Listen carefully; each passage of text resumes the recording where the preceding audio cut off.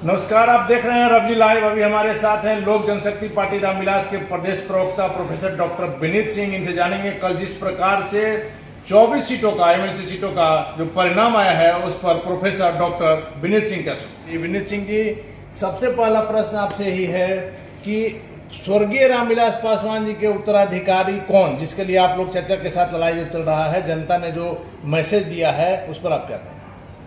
नहीं, ये तो बिल्कुल क्लियर है कि एक पिता का जो उत्तराधिकारी होता है पुत्री होता है, और ये दृष्टिगोचर होता है जबकि हम आशीर्वाद यात्रा पे हमारे राष्ट्रीय अध्यक्ष जी निकलते हैं, या हमने बिहार बचाओ मार्च किया उस पे निकलते हैं, या बिहार में कहीं भी क्राइम होता है, किसी की जहरीली शराब से मौत होती है, किसी बच्ची का बलात्कार होता है, तो कौन नेता पहले पहुंचता है? क्या पशुपति कुमार पारस जी पहुंचते हैं या चिराग पासवान जी पहुंचते हैं? तो ये जग जाहिर है कि पिता का उत्तराधिकारी पुत्री होता है। अब एमएलसी चुनाव की बात कर लें तो जैसा कि हमारे अध्यक्ष जी ने भी कहा था कि हम जो हैं थोड़ा समय लेंगे अपना सशक्तिकरण बढ़ाने के लिए, और पार्टी को सुदृढ़ किया जाएगा। तीसरे नंबर से पार्टी बढ़ के दूसरे नंबर पे आई है, तो इतना जल्दी घबराए नहीं हम लोग, हमें थोड़ा समय दें। एक अकेली पार्टी है जो कि अकेले अपने दम पे चुनाव लड़ रही है। किसी भी पार्टी में, बिहार की पार्टियों में ऐसा दमखम देखने को नहीं मिला है, तो थोड़ा हमें समय दीजिए। लेकिन हाँ, हम ये बता सकते हैं कि आने वाले मध्यावधि चुनाव में हमारी जो पार्टी होगी वो एक ऐसा फैक्टर होगी, आप उसको किंग मेकर कह लें या जो एक डिफ्रेंशिएटिंग फैक्टर है, वो पार्टी बनकर उभरेगी। प्रोफेसर साहब, मेरा सवाल सिर्फ इसलिए है, मैंने 6 सीटों पर आपसे बात नहीं किया, सिर्फ एक सीट पर बात किया, वैशाली का, जिस पर कि स्वर्गीय पासवान जी का एक तरह से एकाधिकार था। जब तक रहे वहाँ उनका अपना घरेलू सीट था, वहीं से लगातार जीतते रहे। वैसी स्थिति में जब चिराग पासवान का ऑडियो भी वायरल हुआ था, आपको याद होगा, इसी चुनाव को लेकर के, तो क्या जनता ने, वहाँ के जो लोग हैं, उन्होंने पशुपति पारस के पक्ष में नहीं किया कि उनका एक कैंडिडेट था वो वहाँ से जीत गया? देखिए, पहले तो जो ये ऑडियो जो वायरल की बात हो रही है उस पर मैं थोड़ा सा स्पष्टीकरण दे दूं।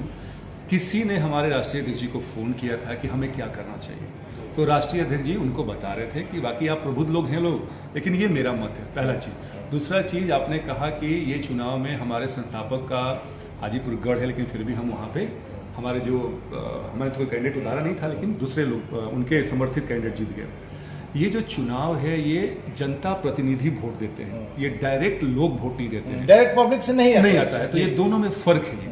और कहीं ना कहीं इस बात को आप जानते भी हैं कि जो जनता प्रतिनिधि जो हैं उनका सम्मान है, लेकिन कहीं ना कहीं वोट मैनिपुलेट होता है, या बल से हो या अर्थ से हो, जैसे भी लोग माने या नहीं, सच्चाई यही है, जमीनी स्तर की सच्चाई यही है।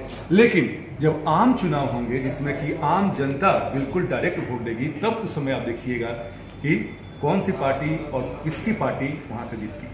प्रोफेसर साहब, ये सवाल इसलिए भी उठा कि परिणाम आने के बाद जिस प्रकार से राष्ट्रीय लोक जनशक्ति पार्टी के सुप्रीमो पशुपति कुमार पारस ने कहा कि जनता ने बता दिया कि उत्तराधिकारी कौन, इसलिए यह प्रश्न।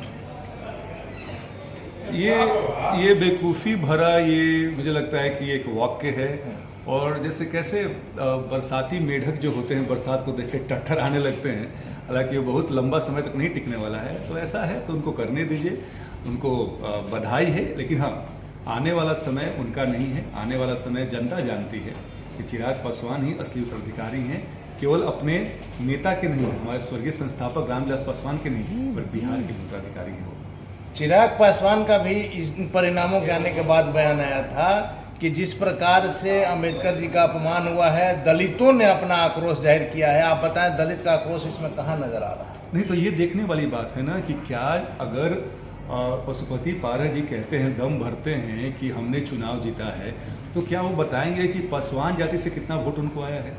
ये तो विश्लेषण करने की बात है। और जहाँ तक मेरा विश्लेषण कहता है कि उनको कोई भी वोट नहीं आया। तो जैसे कि हमारे राष्ट्रीय अध्यक्ष जी ने कहा है, क्या घटक दल में एनडीए में रहने का ये मादा रखते हैं? क्योंकि ये अपना वोट जो है वो स्थानांतरित नहीं करा पाते हैं। तो ये कहना होता है ना कि आप बाई फ्लूक, आप कहीं गए, पत्थर मार दिया, एक चिड़िया मर गई, तो आप शिकारी नहीं बन जाते हैं। तो वही हालात पशुपति कुमार पारस जी का है। प्रोफेसर साहब, एक आखिरी सवाल ये है कि 14 तारीख को जिस प्रकार से आप और आपकी पार्टी अम्बेडकर जयंती को लेकर के तैयारी है, क्या शक्ति प्रदर्शन है या अम्बेडकर जी के प्रति श्रद्धा? नहीं, शक्ति प्रदर्शन हमें करने की जरूरत नहीं है। अगर आप देखिएगा, आशीर्वाद यात्रा हो या बिहार बचाओ यात्रा हो, हर जगह लोग यही बात कहते हैं। लेकिन हमारी श्रद्धा है कि जो हमारे संविधान के रचयिता हैं उनके प्रति हमारी आस्था है कि अगर संविधान नहीं होता तो हम और आप इस आज़ादी से ना बैठ सकते थे ना बात कर सकते थे। तो देखिएगा उस दिन 20-25 हज़ार लोग पूरे बिहार के हर कोने हर जिला से पहुंचेंगे लोग, और हम लोग सच्ची श्रद्धा देना चाहते हैं। आखिरी सवाल हमने कहा, लेकिन ये आखिरी सवाल है, क्योंकि बातचीत जब चलता है तो कभी कभी एक सवाल और निकल जाता है। कल भी जिस प्रकार से आपने जो बताया कि चिराग पासवान एक छोटी से छोटी घटना होती है तो बिहार में कहीं कोई जगह हो वहाँ सबसे पहले अगर कोई पहुँचता है तो चिराग पासवान पहुँचते हैं। लगातार हम अपने चैनल के माध्यम से भी करते हैं कि चिराग पासवान जब आते हैं तो राजनीतिक हलचल यहाँ की तेज हो जाती है, और कहीं कोई घटना होती है तो चिराग पासवान पहुँचते हैं। इसी क्रम में कल हम लोग भी साथ में थे जब चिराग पासवान जगदीशपुर गए, बक्सर गए।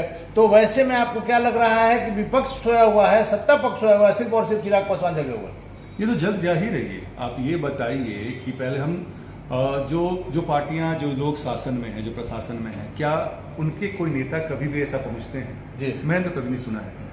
दूसरी बात है कि जो प्रतिपक्ष के लोग जो हैं यहाँ पे, उनका जो योगदान है, उनका जो किरदार है, वो थोड़ा सा मुझे निराश करता है, क्योंकि विपक्ष का मतलब होता है कि आप सरकार को हमेशा प्रेशर बनाए रखें, आप सचेत करते रहें, आप उनको सचेत करते रहें, उनको हमेशा आप उनके पंजों पर रखें कि अगर ये घटना घट रही है जिससे कारण कि बिहार और बिहारियों का बदनाम हो रहा है, तो आप उसके लिए कोई भी कार्य करें।